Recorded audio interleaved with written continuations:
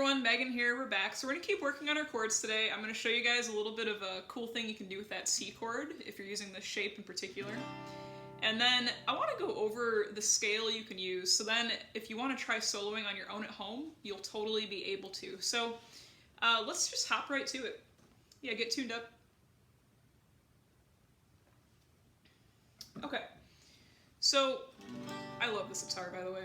I know I've been playing it in every video for like the past a few days or whatever, and yeah, I love this guitar. Anyway, let's get started.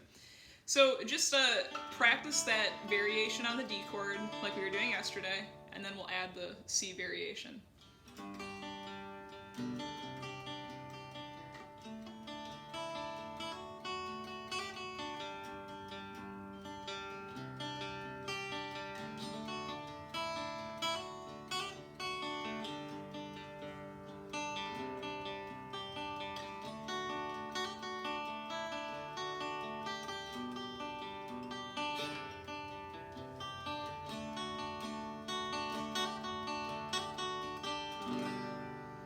So that's the variation we added to the D chord. We were switching between a D sus2 and a D sus4 by adding those notes. So when you lift up your second finger, it was our D sus2 chord.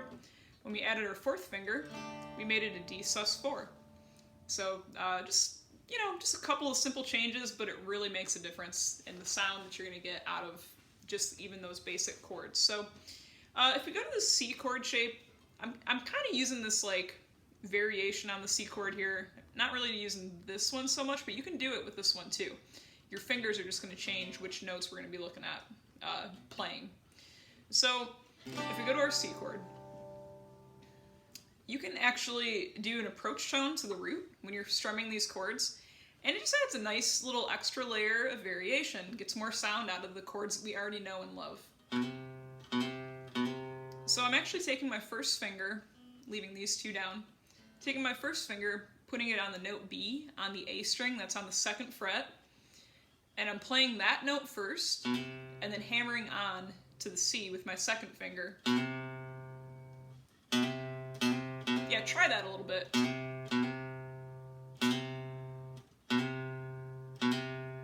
Now, once my second finger's down, that frees up my first finger to either move here to make our C chord even fuller, or, you can just kind of leave that note out. Your second finger's probably going to end up muting that string anyway, so you're not going to really hear that string necessarily. But if you want to add your first finger and hear that string, totally, do it.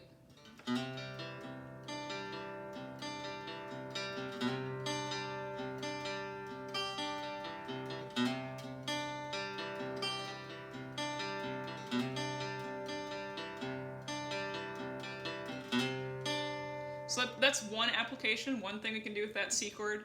Another thing is we can use the root movement to help progress to our G chord. So when you're doing that, your second finger is going to lift up, first finger is going to come to this note B. And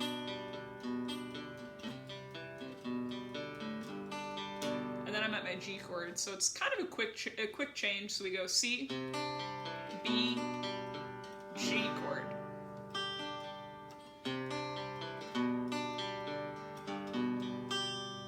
So again, we're starting with our regular C chord right there. First finger goes to B. And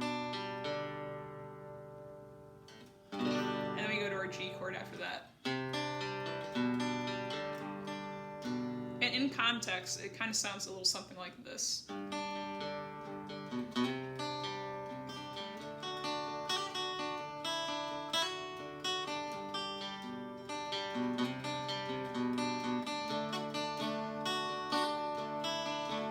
I guess it works when you go to the D chord too. We'll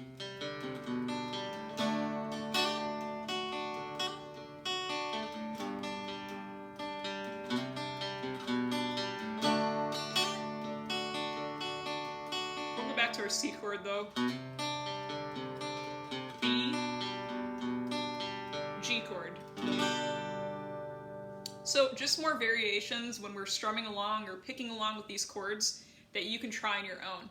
And experiment on your own. You know, try adding different notes to the chord and see if you like the sound. Let your ear be your guide.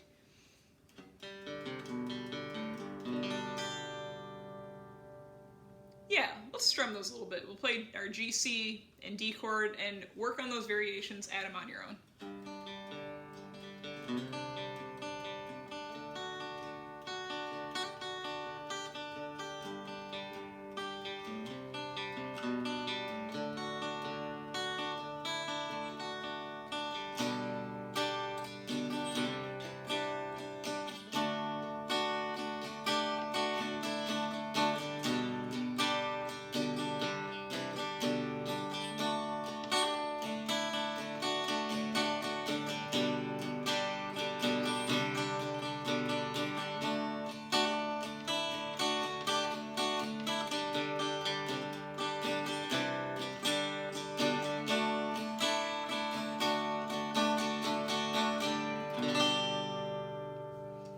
Alright, we said we were going to do the exercise, so let's do the exercise.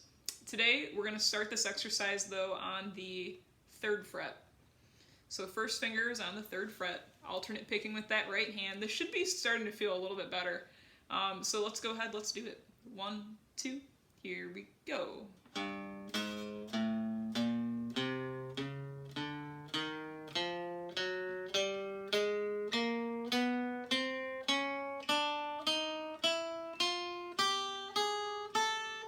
Backwards.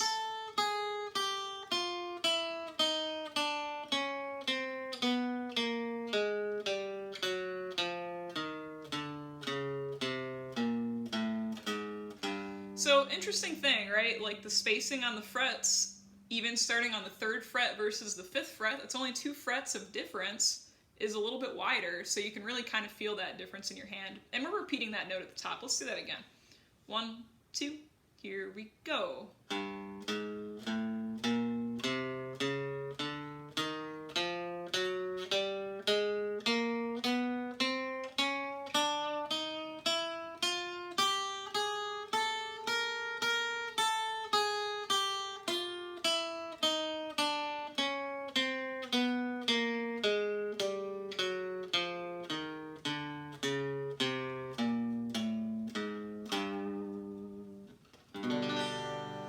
Yeah, so real quick before we put a wrap on this one, we're going to go ahead and look at that scale you can use. So for those of you that want to try improvising on your own at home when we're playing these chords,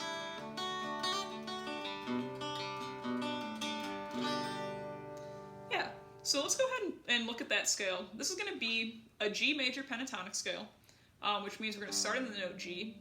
But basically, it's the same exact shape as the E minor pentatonic. If you started on E, you'd be playing an E minor pentatonic. Starting on G, the name changes, same collection of notes, just a different name. It becomes G major. That can take a little bit of time to settle in. So just kind of let that simmer in your brain a little bit, and eventually, one day that light bulb will come on, and it'll all make sense. So, we're going to start today, though, on that note G. We're playing a pentatonic scale using open notes of the guitar. So, 3rd finger on G, open A, 2nd finger, 2nd fret of the A string, open D string, 2nd finger, 2nd fret of the D string, open G, 2nd fret with the 2nd finger, open B, 3rd finger, 3rd fret, open E, 3rd finger, 3rd fret.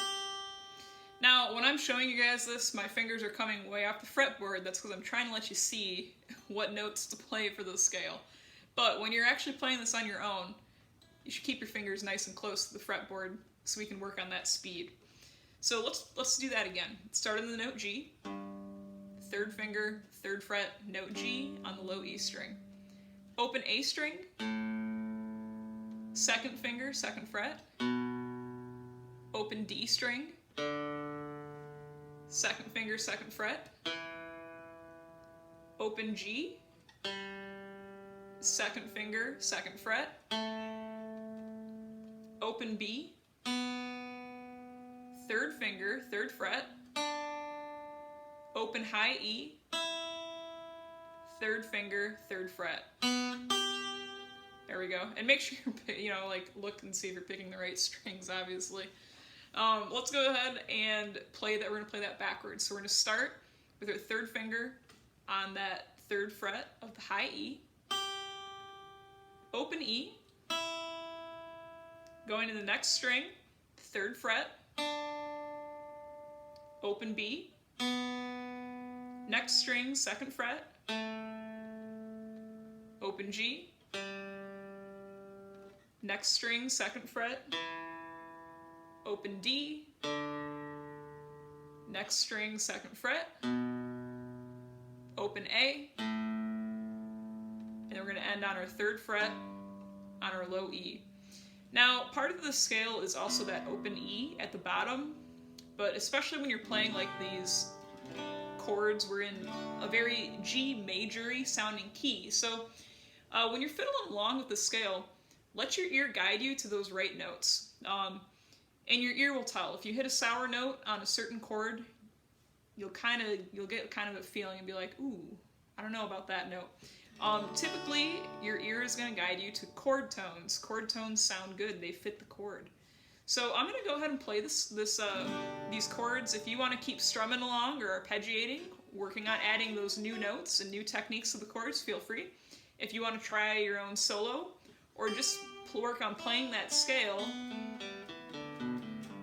to see what notes you like, that's fine too. The choice is yours. So again, thank you all for watching. We're going to finish the video by playing it out, and I'll see you all tomorrow.